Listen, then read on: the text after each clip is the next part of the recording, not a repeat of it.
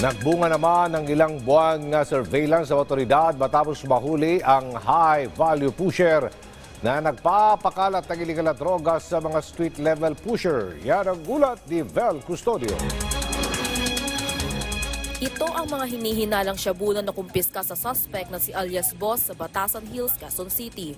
Nakapakete ang mga epektos at handa na sanang ibenta. Pero hindi alam ng suspect na pulis na pala ang kanyang katransak. Nakumpiska sa suspect ang higit 100 gramo ng shabu na nagkakahalaga ng higit 700,000 piso. Target ibenta ng suspect ang iligal na droga sa mga street-level pusher.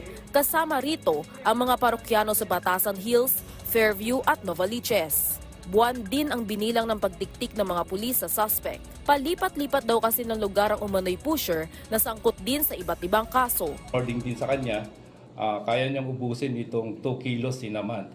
2 kilos sa standard drug price nito is almost 13.6 million. According din sa kanya, ay na-involved na rin sa murder case in 2007 sa Nueva Ecija.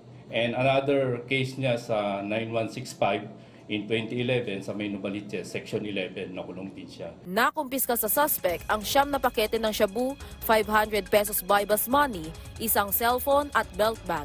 Aminado naman ang sinasabing pusher sa paratang. Pero nagawa lang daw niya ito dahil sa higpit ng pangangailangan. Hindi ikinanta ng suspect ang kanyang supplier. Magsasagawa ang QCPD ng follow-up investigation para matrace ang drug lord. Vel Custodio para sa Pambansang TV sa Bagong Pilipinas.